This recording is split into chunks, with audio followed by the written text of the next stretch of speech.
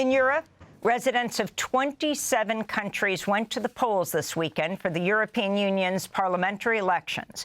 With nearly 400 million eligible voters, the EU elections are among the world's biggest democratic polls, which are held every 5 years. This year's results ended in a strong showing for the far right across much of the European Union, while many Liberals and Green parties stumbled. Most of the far-right gains were concentrated in countries that elect large number of seats to the EU Parliament: France, Italy, and Germany. Incoming lawmakers can veto and shape laws, though they cannot introduce them.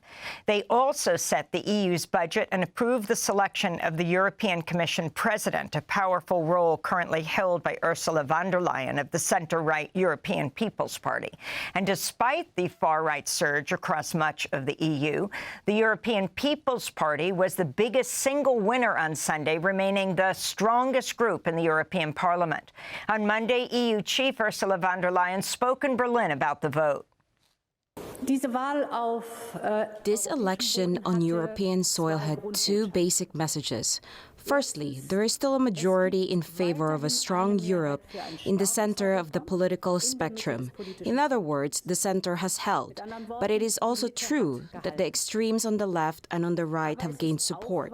And that is why this result is also associated with a great responsibility for the parties in the center. The election results triggered a political earthquake in France, where Marine Le Pen's far-right National Rally Party won 30% of the vote, more than double President Emmanuel Macron's Renaissance Party. In a surprise move, President Macron responded by dissolving the French Parliament and calling for snap legislative elections in France, which will be held in 3 weeks. In Belgium, the Prime Minister resigned after his party suffered heavy losses. In Germany, Chancellor Olaf Scholz's Social Democratic Party suffered a crushing defeat, coming in third behind the far-right Alternative for Germany, which scored its best results in history with 16% of the vote. In Italy, Prime Minister Giorgia Meloni's far-right Brothers of Italy party surged to first place in Italy, getting nearly 30% of the vote. In Austria, the far-right Freedom Party was also forecast to finish first. For more, we go to London to speak with Mehreen Khan. She's the economics editor at The Times in London and a former Brussels and EU correspondent for The Financial Times. Welcome to Democracy Now!, Mehreen. It's great to have you with us. Can you just start off with the overall trend in Europe, and then specifically talk about what's happened in France? Sure. Thank you so much for having me on the show, Amy. I'm a big fan. So as you've already mentioned, there have been two major consequences from these elections. One is a drift towards the far right in the composition of the European Parliament, and then this very unexpected political and potentially constitutional crisis in France. To start off with the sort of European landscape, I think it's worth stressing to the listeners and to the audience that having huge surges of one party is quite difficult in the European Parliament, because you have 27 elections which are often run on domestic agendas in 27 different countries, which are all at different points in their political cycle. But what we can say is that the two biggest member states of the European Union, in France and Germany, there has been a clear shift towards the right, and that's the far right in terms of the AfD, a party which used to be based around Eurosceptic and anti-Euro ideals, but has moved definitively towards anti-migration, anti-Islam, sort of classic populist nativist culture wars in Germany. And similarly, the same has happened among Marine Le Pen with her Front National party, now known as a Rassemblement National. So they've had a rebranding in recent years to make them seem, I think, a bit more political palatable to French voters. I think on the European scale, immediately nothing will change. And that's because it's very hard in aggregate to get huge swings towards one part of the political spectrum. There is a sort of received wisdom that the centre has held, and that's because the three main parties who made the coalition that supported Ursula von der Leyen in 2019 are still likely to have a majority. But I think looking at the aggregate actually ignores what's going on at a slightly deeper level, and I think more substantive level, where the centre-right parties, the Christian Democrat parties of Europe, led by the likes of the CDU in Germany, have definitely moved towards the space that was occupied by the far right. There's been a clear rightward drift shift on climate policy, so backlash against green activism, a clear move towards stronger anti-immigration policies, and a rhetoric around culture wars, around Christianity, around Israel, around foreign policy, the role of European civilization, which means that these formerly centre-right parties are now definitely occupying territory that we used to call that of the far right. So in that sense, is the incremental shift of the European parliaments towards the right is not just because of the insurgent far right, but also because of the mainstream parties.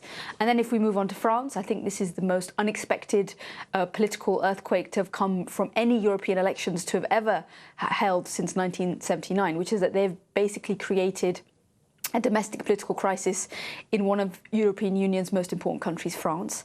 And Emmanuel Macron looked at the results and decided that he wanted to confront the far right in quite a binary way, holding an election where most of his rivals have very little time to prepare, to mobilise or to organise. And his bet seems to be that if French voters are given a choice, a very clear choice between his party and Marine Le Pen's far right, that they will choose him. And even if they don't, the possibility of having a far-right prime minister for the next couple of years before the more important presidential election in 2027, he thinks that they will do such a bad job in office that it will become clear to French voters by 2027 that this is a party that is not fit for governance, and this is a party of incompetent, unprofessional cadres, and they're not ready to run France and therefore consolidate his own power base. And Mehreen Khan, I wanted to ask you, in terms of the vote, the rise especially of the far right parties, to what degree the battle over immigration and migrants from the global south, very much like the United States, where immigration has become a huge issue in the current presidential race, to what degree do you see the potential for these extreme right parties to continue to grow as they try to mobilize their populations against the migrants coming in?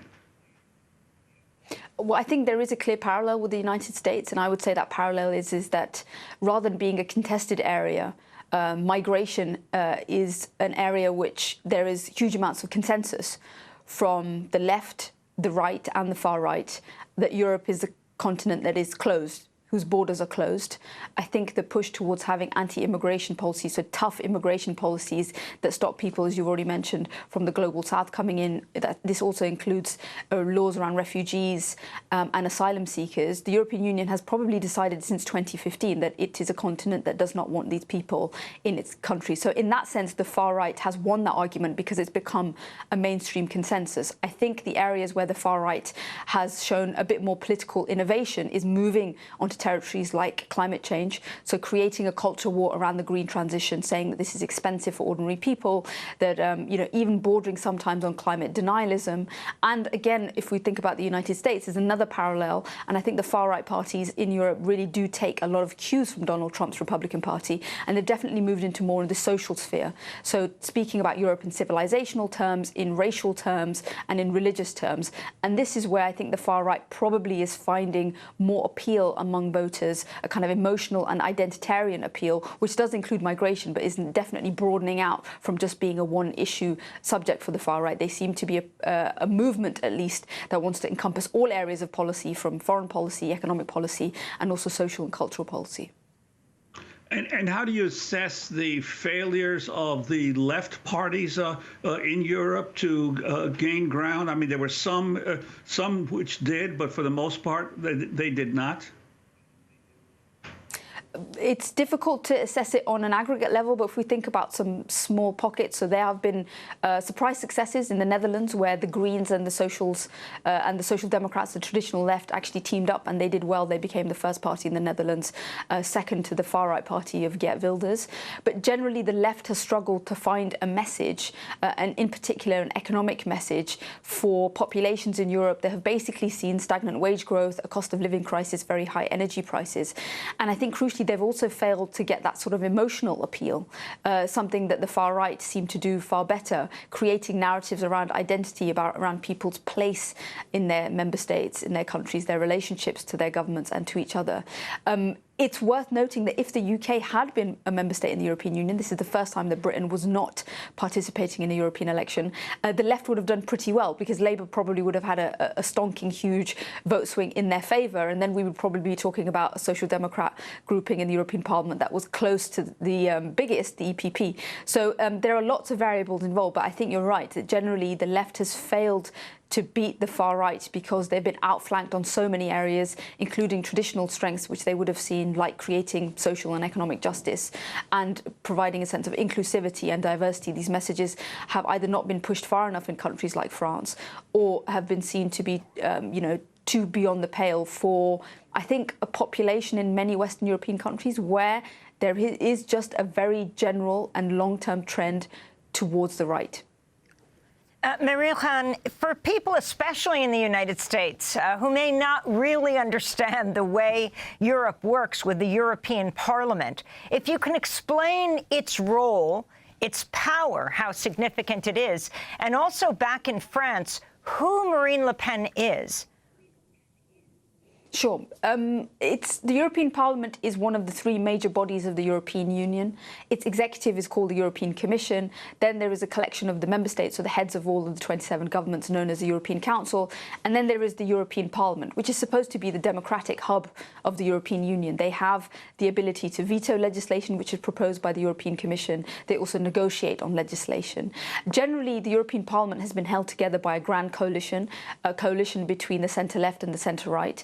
That has persisted. It persisted all the way through the Parliament until 2019, when Liberals had to be brought in to support the coalition. We think the Liberals and the Greens are also going to be brought in to support a coalition behind the President of the European Commission. And it's very important for her. We think it's going to be Ursula von der Leyen again to have this support, because it means that having a majority means that she can pass proposed legislation through the Parliament, even after there have been tweaks and made. The European Parliament, however, is seen to be probably the weakest of those three institutions that I've already mentioned.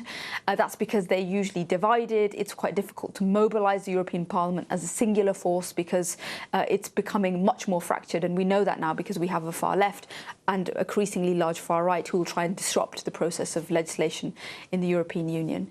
And if we're thinking about France, for your listeners in the US, I'm trying to think of a parallel to Marine Le Pen in the US. I don't think there is a clear one, but she has been the face, and I think the acceptable face, of the far right in France for about 10 years. She took over a party called the Front National from her father, which, when he was in charge, Jean-Marie Le Pen, it was a far more anti-Semitic, far more overtly racist party. It's been the job of Marine Le Pen to create a softer image around the Front National. However, they're still considered to be the far right. Despite dropping, I think, some of the anti-Semitism, they've definitely been moving into areas like Islamophobia. They are an incredibly anti-Muslim party.